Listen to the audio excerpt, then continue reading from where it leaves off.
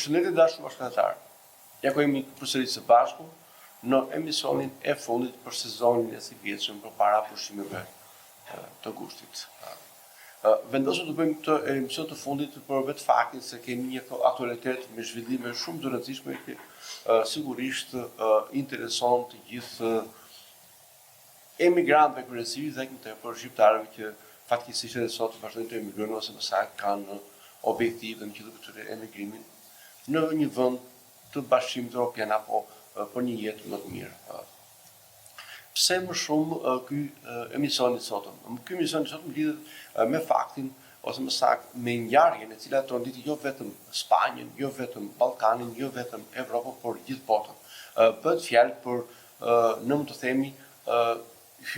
ndërhyrjen apo sulmin hibrid që pësoi Spanja dhe pjesa të territorit të saj që ndodhet në Afrikën e Veriut, kufiri i Evropës me Afrikën, në Ceuta për spanjollët apo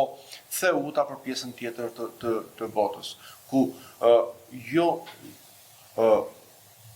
më pak se 60-70.000 emigrantë, refugjat nga Maroku dhe vendet tjera të Afrikës mësyn në Ceuta në një kohë rekord, gjë cila e gjetën përpasi Spanjën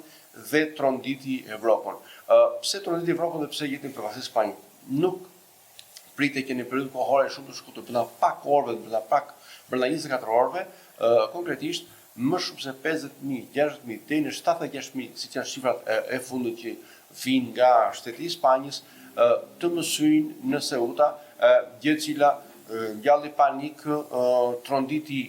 Spanjën, e gjithë përpërgatitur Evropën, vetë Spanjën, u ndesh më pas një dalje publike e kryeministit të Spanjës, Pedro Sánchez, i cili e konsiderohet si një shkelje të territorit dhe integritetit të Spanjës. Menjëherë reagimi i liderëve europianë ishte i rrëfeshëm, ishte i ashpër, madje reagim dobësie duke distancuar veten e tyre nga Spanja, duke kërkuar mbylljen e kufirit të Schengen për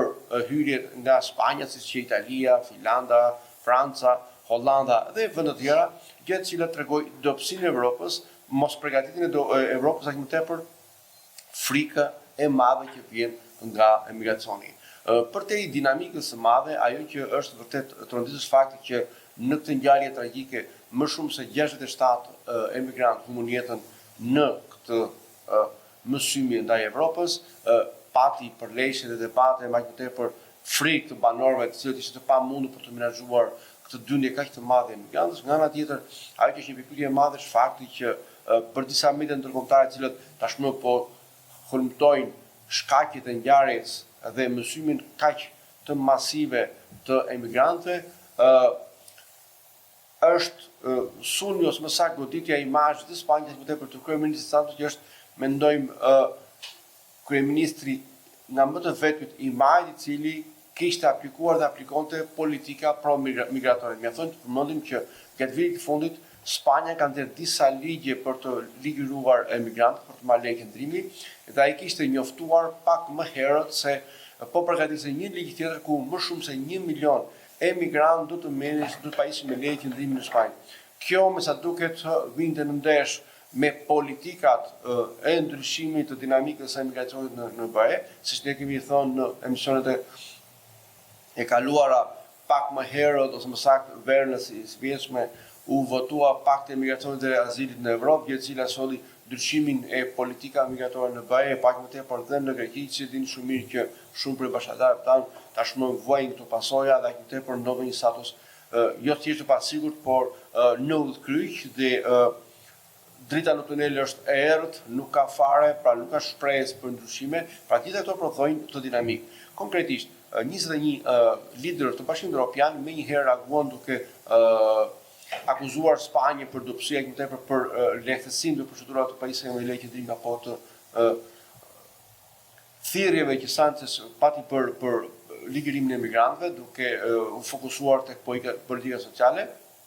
gjë e cila ka ndryshuar. Greqia ka qenë nga vendet e para ku kryeministri Mitsotakis ju bashkua nismës së 21 liderëve, por jo vetëm kaq, ka bërë një sër propozimesh, gjë e cila kjo u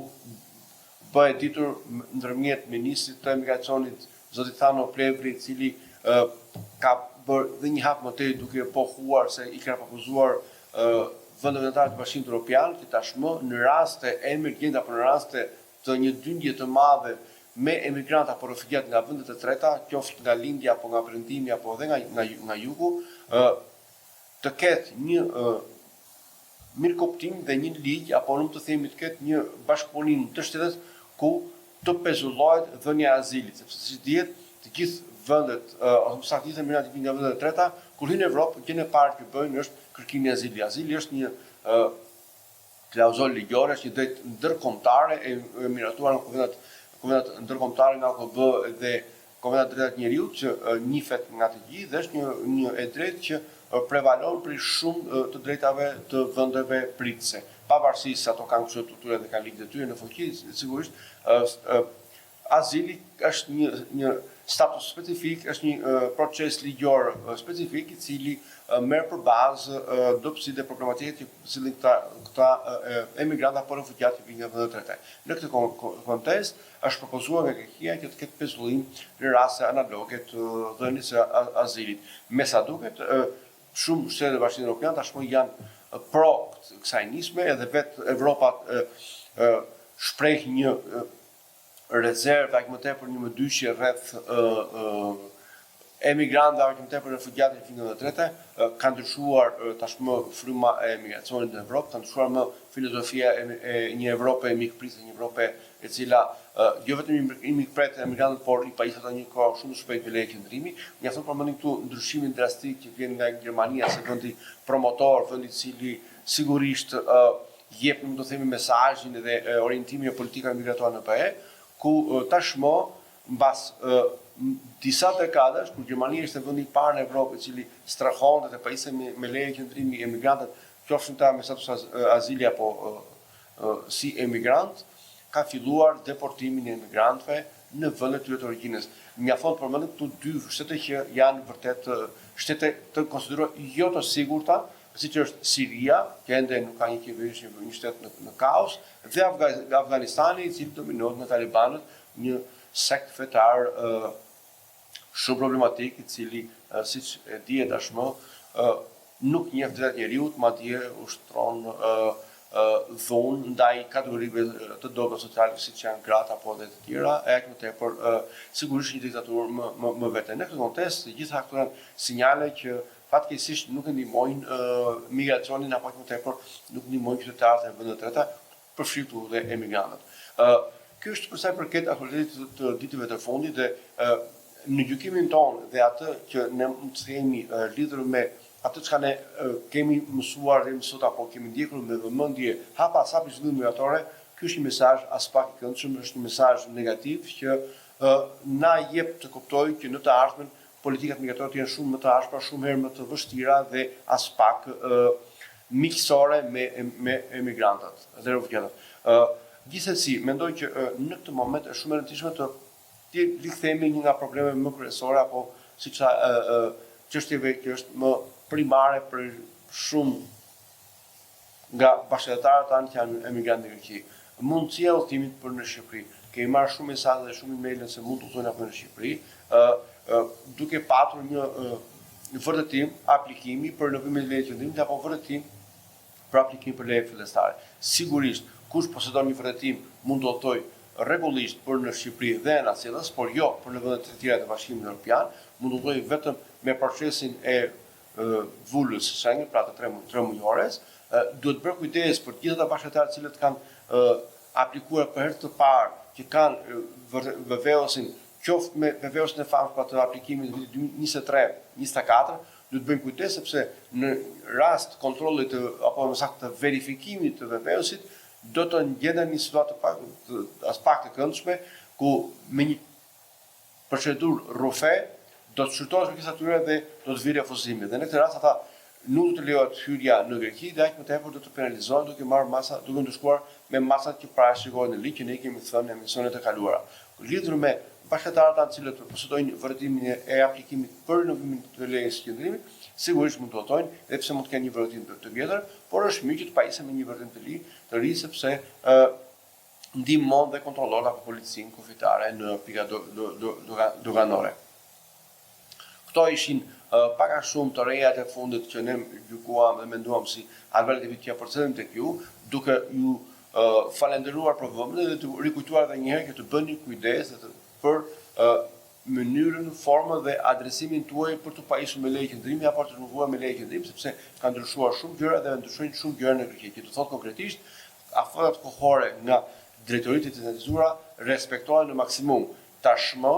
duhet respektuar afatet 2 mujor që parashikohet në kërkesat për plotësimin e dokumentacionit. Do të thotë, nëse dikush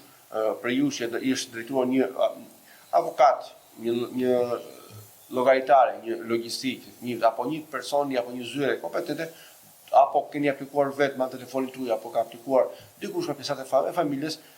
ju lutemi bëni kujdes, kontrolloni telefonin, kontrolloni postën elektronike dhe mos humbisni kohë sepse mund të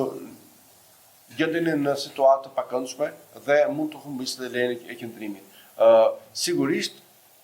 lajmi më pozitiv në gjithë çka thamë më herë, gjithë të zhvillime ka dinamike, është fakti që ka një përshpejtim të procedurave për rilëngimin e lejeve të qendrimit gjithmonë të atyre aplikantëve që plotësojnë kriteret dhe nuk kanë pasur probleme, qofshin to administrative apo penale me shtetin grek. Faleminderit për vëmendjen, mos hezitoni, na bëni subscribe, na bëni share dhe na ndiqni në rrjetet sociale dhe na shohni në YouTube dhe na dërgoni problematikat tuaj me pyetje, qoftë me email apo qoftë në Messenger apo në forma tjera që ju i shikoni komente në ekran. Faleminderit dhe pushime të mbara, shifemi në fillim të sezonit në shtator.